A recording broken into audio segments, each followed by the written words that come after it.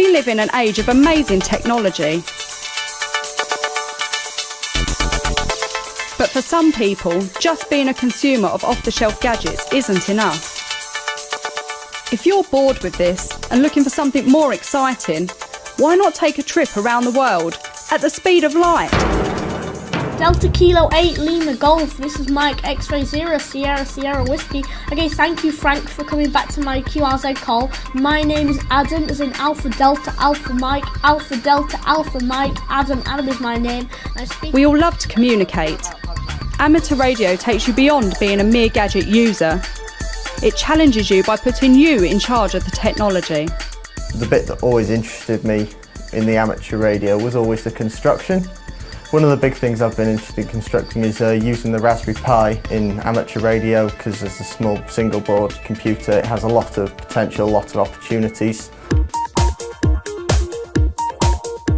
So we're building a radio receiver. Okay. And so I'm just on the part which is the demodulator. This is a hobby with hundreds of different ways to have techie fun. Using this simple ham radio transceiver and a good antenna, you can talk to other amateurs around the world, and you can do it from almost anywhere. I'm at a portable station. The radio signals you transmit travel around the world at the speed of light. No internet connection or mobile phone signals are needed. Just your own skills as a radio ham. I'm 11 years old and I'm about to do the foundation licence here in England, over. I got into amateur radio really to get a greater understanding of technology. I spend so much time on my phone, on laptops, and really have no idea how any of it works. It was a really welcoming experience for me, a really great community, and really easy to actually do.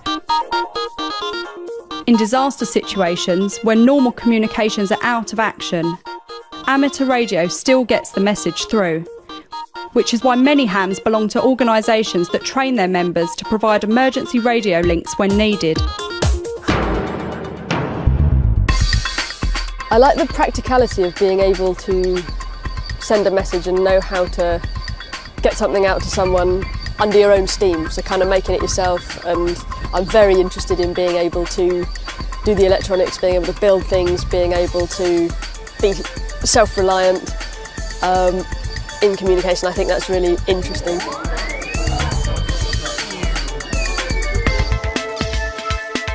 It's great fun talking to other hams in unusual and sometimes exotic places around the world.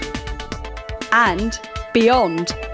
The International Space Station carries ham radio gear on board, and there's always licensed amateurs among the crew to use it, such as Commander Doug Wheelock. I've really enjoyed using the ham radio and talking to ham radio operators all over the world. Radio amateurs around the world also build and launch their own satellites, and hams anywhere can use them for space communication experiments. And of course, to chat to each other. Golf 1 X-Ray India Echo. Golf 1 X-Ray India Echo, Golf Bravo 1 Yankee Oscar Tango America, afternoon, 5 and 9. We're using SA50, which is an FM transponder satellite, which was going over from about west to north, around 70 degrees elevation. When computers and radios come together, there's a whole bunch of new opportunities for hams to connect by radio, sending text, transmitting pictures or real-time video, even displaying data from an amateur radio satellite orbiting the Earth. Mike 6 November Yankee Kilo. CQ, GB1 Utah. I got started in amateur radio because I'm a Girl Guide leader and I wanted to take up a hobby that I could do with my brownies. The interesting aspect of amateur radio is that you do learn how it works, and you get to communicate with loads of different people, find out about different areas of the world. You learn a bit more about the science of how it works, and you have a much more profound understanding of a technology that is going on all around you. In amateur radio, sport and radio fit together well too. I'll take another bearing in a minute because I don't trust that. These guys are trying to locate hidden radio transmitters, racing against each other and the clock. Amateur radio is a fantastic hobby for anybody who loves technology. I've only really been involved in the hobby for a really short amount of time, and I've been speaking to people all across the world. It's a really inviting community. One minute you're speaking to somebody about amateur radio and it leads on to so many other discussions about other different technologies you may not have even thought of. So if you do get a chance, come and join us.